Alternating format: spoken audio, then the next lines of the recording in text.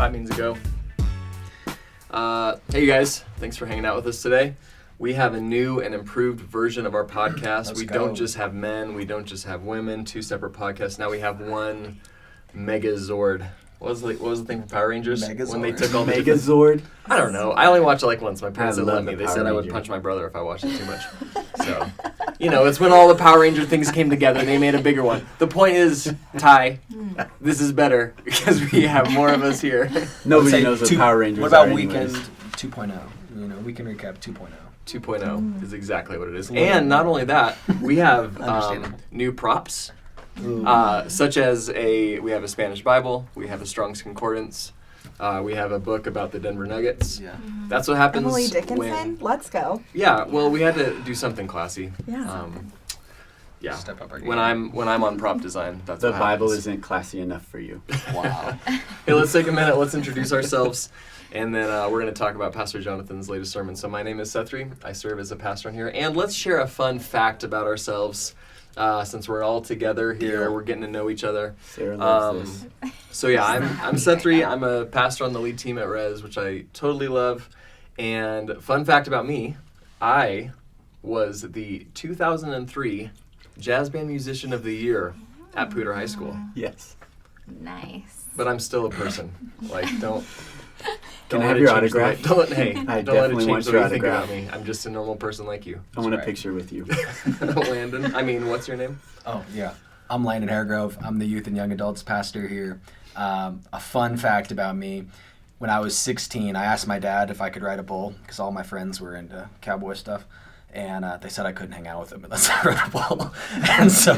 It's like a game initiation. Pretty much. And so they were like, well, you're going to have to ride a bull. And so I went to Cheyenne, Wyoming because my dad said no. And I forged my dad's signature and I got on a bull. So if you look up Landon Haregrove bull riding on YouTube, you can find that.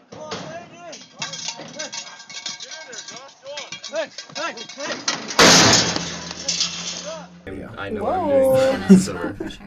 that's amazing. I'm Sarah Hoppy. I serve as the director of Rez Dance Ministry here at Rez.Church.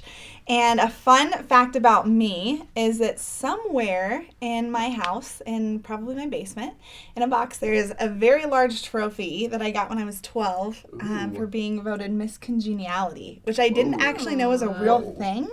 I just thought it was a movie, but it is real, and I have a trophy to prove it. What does that mean again, Miss Congeniality? It just means that, like, you're friendly, you're outgoing. Oh. Aw. Yeah, I think. Actually, that could be very wrong, nice. so. That's great. You're like, I what it think means that's to right. me is that I'm awesome. Everyone likes me. No, I'm good. That's great. Yeah, That's great. the one Congratulations on pageant that that I work. ever did in my life. And you won. Yeah, and you get You won. voted So by you other just people. decided to so I step felt down like, after that? You're just like, I'm going to take my win. Listen, I didn't win the pageant at all. I don't even think I was top 10.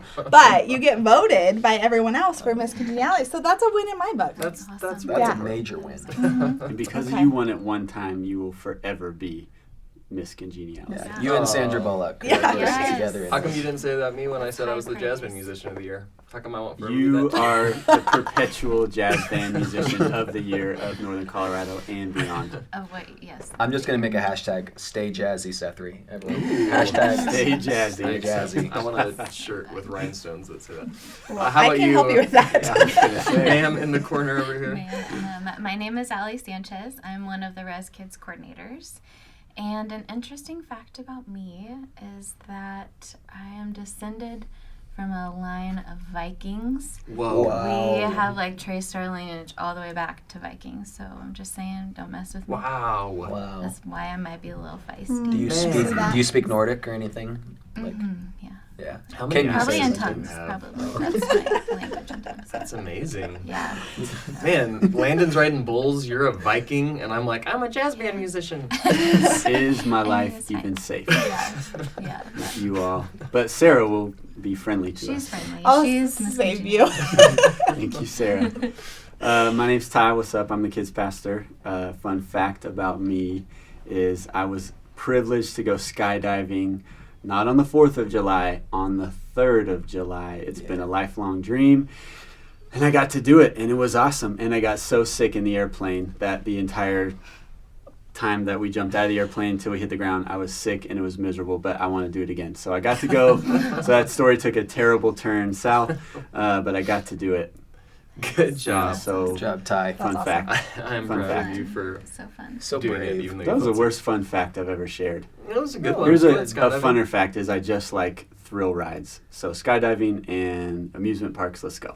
I've never gone skydiving or ridden a bull or descended from a Viking, but Sounds like a country There's still song. hope for you. Country song about that. but I did. One time I did stay up way past midnight, and it was What? crazy. What? So I live life on the Dude, edge. tell us the Hey, story. you know, before you guys couldn't handle my checkered past, let's talk about My checkered Pastor past. Jonathan's message. So Pastor Jonathan, which this series, especially for being something totally unexpected, nobody saw this coming, you know, but the idea just to be able to jump in and then just really give people probably more than he ever has been able to before. I think he always cares a lot about, you know, passing the who cares test, giving people what they need in their lives, but I think especially this series has been so relevant, you know, talking about what we need. So he talked about this last week and he called his message The Helpers, and just really talking about what we need to do. He opened up with the verses from, you know, Ephesians that talk about that God created us so that we could do works, so that we could do good works. Just want to say that slow in case you couldn't understand my broken English. That's the reason that we were created, and I think a lot of times, you know, it's pretty easy for us as Christians to sit around and, you know, he talked about the story with John Wimber that we want to just learn about this stuff but not do this stuff. One of the quotes from his message that Joshua talked about on Facebook in the comments was that I would rather see a sermon than hear a sermon. Like, that stood out to me so much because it's so easy for me to do that with my own life. I want to talk about it. I want to tell you all these things I know about the Bible, you know, but then it's just like, but then what am I actually doing with my life? Am I actually living the kind of life, you know, that honors God in the way that I live? So I think this was so impacting. I think it was amazing. Yeah. I think I heard a quote once that said the greatest sermon you'll ever preach is your life. And so a lot of times I think we think we need to go to like these old school methods, or we think we need to stand on the street corner and preach, and that's how we're going to get people saved. And a lot of times it's through serving that opens the door for us to share our testimony, to share our message, to share the reason that we have hope in our heart, right? And Taylor said something, she pulled that quote from PJ where he was talking about we're called to action. And it reminded me of a piece of scripture in Exodus in chapter 14, verse 15. It said, "Then the Lord said to Moses, 'Why are you still crying out to me? Tell the people to get moving.'" And I think sometimes we can use, hey, I'm just going to pray about this as like a way to kind of push off or procrastinate actually taking action. Yeah. And I love that this whole message was about moving us into a place of action, moving us into a place of showing service and demonstrating who God is. Right. And I think sometimes that's the best way that we can teach people about Jesus is by showing him what he looks like. Absolutely. So true. Yeah, there was even like Pastor Jonathan, I think it was today on his Facebook Live, and by today I mean whenever you guys watch this, it was in the recent history. But he was talking about, you know, he's adopted a quarantine friend in Greeley, and he wants to go and he's going to help them like uproot a tree. It'd even be easy for him to be like, well, of course I'm making a difference. I'm a pastor, I'm ministering to these people and doing this. And he's like, no, I'm going to actually go and roll up my sleeves and help pull a tree out because that's what a need is right now. Right. You know, so I think it's easy for us, even like for us who are in ministry, to be like, well, I'm doing ministry, I'm already helping. Like, look at me, I'm making a podcast right now. Like, that's helping people. But just kind of recognizing that, taking it a step beyond that and being really practical, you know, I think is so important. Yeah. I think we overcomplicate evangelism so much. I remember as a kid, I would think about like sharing the gospel with someone, and it would give me like all these butterflies and make me want to throw up. You know, I just never thought that I would be in ministry for sure. But when we think about showing, like you said, showing the example of Christ as just serving people and loving people, like we can all do that. Yeah. And what I loved about, one of the things I loved about Pastor Jonathan's message is when he shared the story about taking the masks to the hospital, and how overjoyed the nurses and the staff were there. Right. And such a simple act, and especially because those masks were in storage somewhere. Yeah. And then he related that to the gifts that we have, that are unique and that are God given, but we've stored them away, or we've considered them expired or not good enough. But we were created for such a time as this, and the Lord knew that we would be alive during coronavirus craziness. Right. And what do you have on the inside that's been stored away that all you need to do is just bring it up and give that gift to the world. And maybe that's just like you have a gift of comedy, and you can produce some really funny content right now and make people laugh, like, you know, whatever that is, like, it's so needed. Yeah, it's so good. And it's we can't leave it in storage. I feel like I've seen that with our team. Like, so many people on our team, you know, they have backgrounds with videography, or they've always wanted to do a podcast, or they've wanted, Allie, I know you said you wanted to vlog before this happened, and it's like, kind of this pandemic gave an opportunity for gifts that maybe people have pushed off to the side, have kind of got to rise to the top, and some other areas, even social media and some things that people were already pretty good at it, and so people have been able to step up in so many areas, and it's so cool to see them now using this to glorify God and to continue to build relationships and community during this season. And so I think it's been cool to watch different people on our team and different people in the community start to raise up these gifts, these things about comedy, these things with just encouraging people, and they're sharing it from a social platform and getting to really encourage people in this season. It's been pretty neat. Yeah, absolutely. I think it's easy to be like overwhelmed with like, I need to help people, but how do I do it? I think I saw some comments on Facebook about that, and it's just like Pastor Jonathan said, like, do for the one what you want to do for the many. Yeah, so it's like, and I think that relates to like to our giftings, like, well, what am I good at? Like, I'm good at making people laugh, or I'm good at connecting with people, or whatever that might look like, and just doing that for somebody, just being like, okay, I'm gonna connect with this person. Like, we have a neighbor right next to us. He's by himself. Like, he isn't really able to see his family right now, and he's like good on groceries and all of that stuff, so we can't really help there. But just being outside, we're outside all the time right now with Jonathan, and I think just having like people to talk to is something that is like so helpful for him. And we've seen that before, but now it's like elevated. Like, he comes out when we're outside, and we're maintaining social distance, so it's good. But it's like, you know, that quarantine buddy, like you said again, like, and I think Daniel commented on our Facebook page about that, like getting a quarantine buddy. And I think it's okay to admit, like, when you need help too, like, hey, I need somebody. And then like people know where the needs are, but just reaching out, like, where, like, right next door to us, like, there's someone right there. We can be the people to reach him, and that's like a gifting that we have. It's pretty easy, I think, at this time. That's something else Pastor Jonathan's been talking about. But I think when it's like there's all this craziness going on and everything gets disrupted, and even like for us in ministry, I'm sure for people like moms and dads at home that are homeschooling their kids and redoing their jobs, it's kind of like there's all this stuff to do. I got to do stuff, and then actually being able to take a step back and recognize that you still do have needs, and maybe they even look different right now. So being able to recognize that. So even for him to be able to say on Facebook, like, quarantine buddy's a thing, like, I need that in my life. I think that's super important for us to recognize just that need for relationships. My son has been loving, like yesterday, I think he spent, I don't know, like 2 or 3 hours on Zoom just with his friends, just being able to connect with his friends, because he hasn't, he's used to seeing them at school every day, hanging out, they just, at one point I walked in and he was like playing video games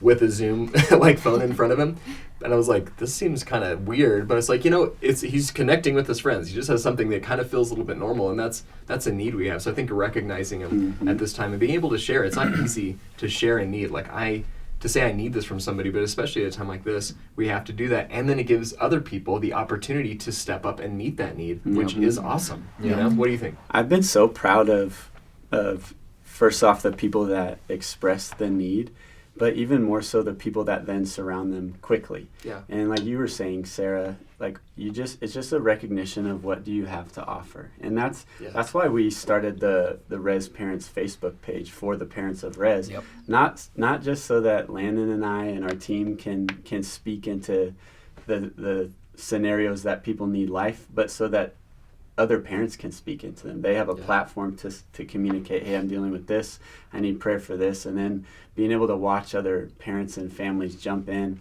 One thing that keeps going through my mind, really from something you said and from the weekend, what Pastor Jonathan was talking about, is kind of a shout out to Todd Orlando at Chick-fil-A, and then beyond. Like, generosity is so contagious, especially in a time that everybody is holding on, or the fear is to hold on to what you have so tightly. Right. But generosity is contagious. And the Facebook Live set-through that you were talking about, Jonathan brought up that Brian Wells at Kersey Pizza, Mark Siffring at Freddy's, like they're engaged in the movement as well of being generous to those who have real needs. And that's something that I think if we gain one thing from COVID-19 outbreak and pandemic is actually those with resources, use them to bless others, and don't be afraid of having to hold on so tightly to what you have, but recognize what you have and give it away to be a blessing to others. And I'm just proud to see the local community, the church community, and even the non-church community responding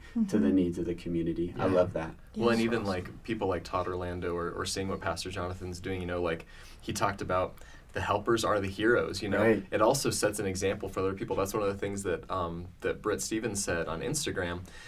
She was saying that she's loved seeing something like this so tangible, because like sometimes you just have to see it model, because it's like, well, okay, so Jesus came and then the disciples did cool stuff and now here I am, what do I do? So I think also for us to be able to step out and say, here's something I'm doing, that's not about like, look at me, I'm so cool. It's saying like, I want to be an example to other people. Like this worked for me, this was effective. So I think we're seeing that, like the way that Todd Orlando, he's a successful business owner in Loveland, or Mark Siffring, or these other people, you know, like they're successful and they're just saying, hey, look, here's how I'm using what God's given me to be a blessing right now. Maybe you can do something like that. So I think when we choose to be examples, it just opens up, you know, that kind of opportunity for other people, because we're exemplifying, we're giving people examples of what to do. And I think that matters so much, because it's one thing for us to sit around and be like, yeah, guys, we got to do good stuff, you know, we got to try hard. But to actually see, here's the thing you could do. You could do this, you could do this. It's like, I could do that. I mean, even Addie, you know, like what the story that Pastor Jonathan shared, it's like, amazing. Hey, I have $73. Can Matt do something? You know, it's like the bread and the fish. Like, hey, here's some bread and fish. Can you do something with this, Jesus? It's like whatever you have, Jesus will use it, but you have to be willing to say, I have something, and maybe it seems insignificant, but I'm willing to give that thing, you know? Yeah, totally. I think that's a big deal. And I know Allie mentioned it, but I had a student reach out to me yesterday after Pastor Jonathan's message, say, hey, I love the message. My parents won't let me do anything. What can I do from home? You know, because he's like, I'm completely quarantined. My parents don't let me see anybody, won't let me go out. So how can I help from my house? And so I just gave him a couple like simple things. Like number one, be a connector. Like you said with your kids, like making sure they're continuing to connect with their friends. I said isolation and loneliness is a real thing in this season. Be a connector, reach out to your friends, FaceTime, call, text, shoot them a DM, encourage them, stay connected with people, and grow yourself, learn a new hobby, read a book, share it on Instagram, share it on your social media platforms, like be a healthy you and share what you're learning. It's one way you can help people. And I think, Ty, you said you had kids that were writing letters to nursing homes, right? Is there anything else that like kids could do, you know, for families that are watching their parents, they're maybe wondering, okay, what can my kids do at home? I love that question. I think, we instructed all the kids this weekend to write a letter thanking medical personnel and professionals for the work that they're doing, because we just know how meaningful that is. You've seen for a couple weekends now, people and kids especially, like doing the sidewalk chalk. That is so encouraging. I love and last night, my wife Jerry and I were talking about how can we encourage the kids, and this phrase came to mind, to light up the city, to light up their neighborhood, to just light the place up. And I think, honestly, like sidewalk chalk might be the most practical thing a family could do right now, is just draw joy, draw the pictures that will encourage the people that are walking their dogs, driving by, because the one thing people need right now is hope and connection. And there's nothing more like hopeful than seeing color blasted all over the sidewalk. And you feel a sense of connection to your local community when you see these things. Hey, kids who live real lives are out there doing real things. So I would say light up the city with joy through sidewalk chalk, and write letters. Sarah, you were saying that evangelism can be complicated and scary. And I think evangelism at its core is just being a good friend to somebody.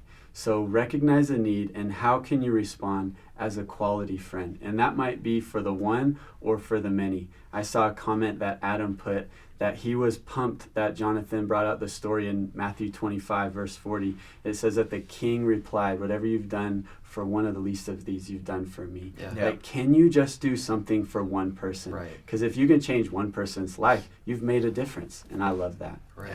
Yeah, so Yeah. good. Ariel commented on Facebook too, and she said one of her takeaways from the sermon was the quote from Matthew Barnett: "If you want to be a bridge to the world, then expect to be walked on." Yeah. And actually, as you were talking about sidewalk chalk, that is what was coming to mind. Just that's I guess in a sense of the way that we feel sometimes when we put ourselves out there, and maybe we're going to get taken advantage of, maybe we're going to get walked on, but we're still going to push that joy out there. It's still going to be visible to people, and ultimately, people could walk by your sidewalk chalk and not be affected, but there's a greater chance that they will be. Right. There's a greater chance that when we are willing to put ourselves out there and say, hey, I'm a Christian, and then not be a jerk to someone, and then maybe take it another step farther and actually put, feet to our prayers and actually take the step to take action for people, that people do see a side of Jesus that they wouldn't have before. And that's what I love about this time, and I'm so excited about what's happening in the world, that ministry is not a title. Right. Ministry is not I'm in ministry because I'm a pastor. No, ministry is meeting people at a point of need, and sometimes that means that you need to ask what the need is, and you just need to ask good questions. And we can assume what people's needs are right now, but being willing to say, not say, hey, if you need anything, let me know. Like, reach out if you need something, but actually saying, like, hey, I've been thinking about you. What do you need right now? Right.